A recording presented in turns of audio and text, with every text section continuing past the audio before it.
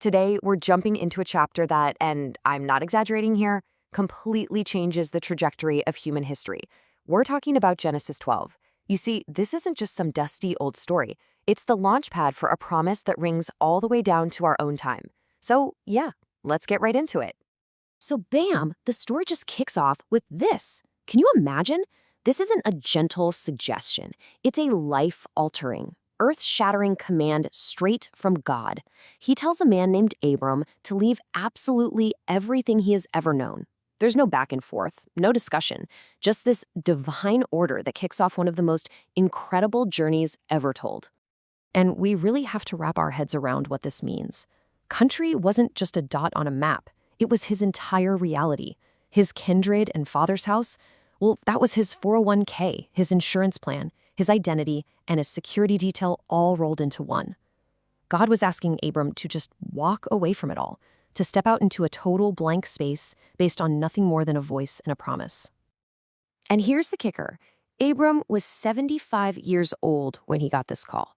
75. This is not some bright-eyed kid looking for an adventure. This is a man, by any standard, in the twilight of his life, being asked to tear it all down and start over. For a future he can't even see. It is, just a staggering act of faith. But here's the thing.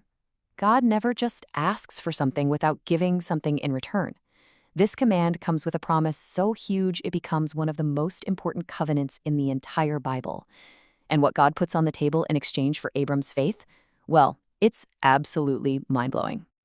So let's just trace the ripple effect here. It starts very personal, right? I will make you a great nation. I will make your name great. But then, boom, it expands. Abram himself won't just get a blessing, he will be a blessing. Then it gets relational. Hey, if you're with Abram, you're blessed. If you're against him, you're cursed. And then the grand finale. It goes global. Through this one man, all families on earth will be blessed. This is the bedrock for everything that comes next. Okay, so how does Abram respond to this wild command and this incredible promise? Well, he does more than just pack up the camels. His journey is defined by something much, much deeper. He walks in obedience, sure, but his obedience is worship.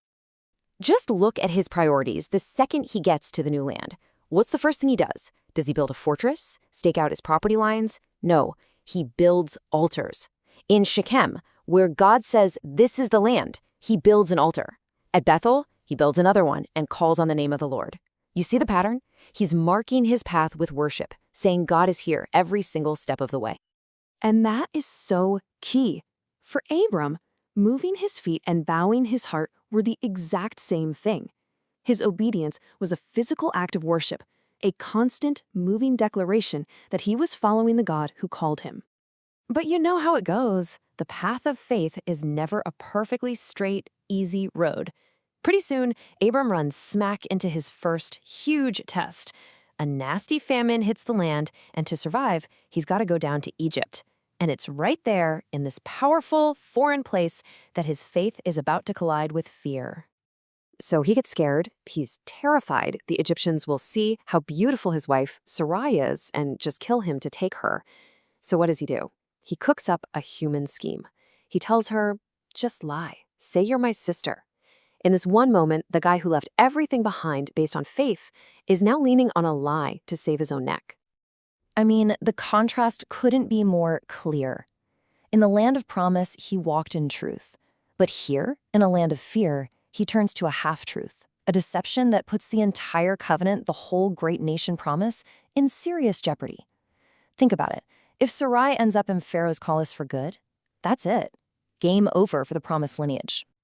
And this is where the story pivots, because Abram completely failed the test. His fear led him to make a terrible mistake.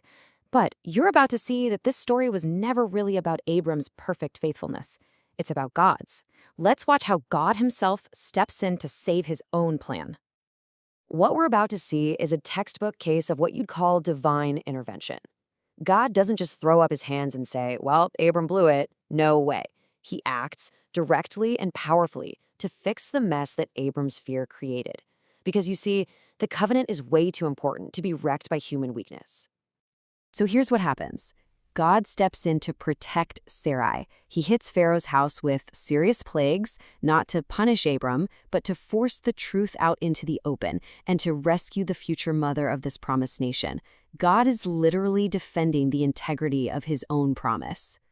And in one of the most ironic twists you'll ever read, who's the one that chews Abram out? It's Pharaoh. A pagan king calls out the man of God for his lie. He exposes the whole thing and sends Abram packing, with Sarai safely back by his side. God used a foreign ruler to get his chosen one back on track. So as we pull back from this whole intense episode in Egypt, the lesson is just crystal clear. Abram's faith, it wasn't perfect. His fear almost derailed everything. But God's promise wasn't riding on Abram's perfection. It was, and it always is, riding on God's own unstoppable faithfulness. And that kind of leaves us with a question to chew on, doesn't it? The story of Genesis 12 shows a God whose plan cannot be stopped by our fears or our failures or our stupid mistakes. So if his faithfulness to his promise was that rock solid thousands of years ago, what does that mean for his promises to us right here, right now? Now that's something we're thinking about.